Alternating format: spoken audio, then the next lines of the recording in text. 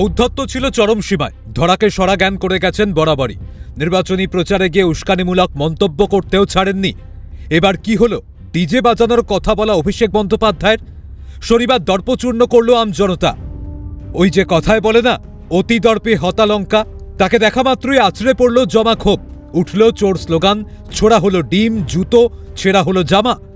দীর্ঘদিনের অত্যাচার, সন্ত্রাস, দাদাগিরির দিন শেষ। রোষের বহিঃপ্রকাশ হলো শনিবার সোনারপুরে। মনে আছে তো ভোট প্রচারে অভিষেক বন্দ্যোপাধ্যায়ের সেই বক্তব্য, ৪ তারিখের পর রাস্তায় ডিজে বাজাবেন। কি হুঙ্কার! কেন্দ্রীয় স্বরাষ্ট্রমন্ত্রী অমিত শাহকে দেখে নেওয়ার হুঁশিয়ারি দিয়েছিলেন অভিষেক বন্দ্যোপাধ্যায়। কিন্তু ওই যে কথায় বলে না, চিরদিন কাহারও সমান নাহি যায়। এখন কোথায় সেই গেল ঔদ্ধত্য? কোথায় তর্জন গর্জন? মমতা বন্দ্যোপাধ্যায়ের হাত ধরে রাজনীতিতে আসা অভিষেক বন্দ্যোপাধ্যায়কে জনগণই বুঝিয়ে দিলেন মানুষ আসলে কি। সেই মুহূর্তের সাক্ষী থাকল গোটা বাংলা। ৪ তারিখে তৃণমূল আরামবাগ জিতুক বা হারুক, আমরা গতবারও আরামবাগ হেরেছিলাম, গোঘাট হেরেছিলাম, খানাকুল হেরেছিলাম, পুরসুরা হেরেছিলাম, কিন্তু উদারতা পার পেয়ে গেছিলে। এবার আমি নিজে দায়িত্বে থাকব। ৪ তারিখ ১২টার পরে কোন জল্লাদের কত ক্ষমতা আর কার দিল্লির বাবা কাকে বাঁচাতে আসে আমি ৪ তারিখ দেখব। কথায় আছে অহংকার পতনের মূল।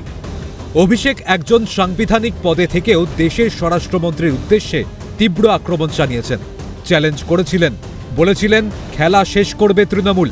কিন্তু গণতান্ত্রিক দেশে মানুষই শেষ কথা। শনিবার অক্ষরে অক্ষরে বুঝিয়ে দিল জনতা, একেই বলে কর্মফল।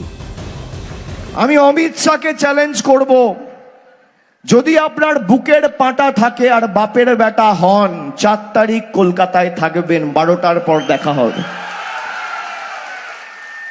কত বড় গুন্ডা আপনি আর কত আপনার ক্ষমতা, ৪ তারিখ দেখা হবে। খেলা তোমরা শুরু করেছো, শেষ তৃণমূল করবে।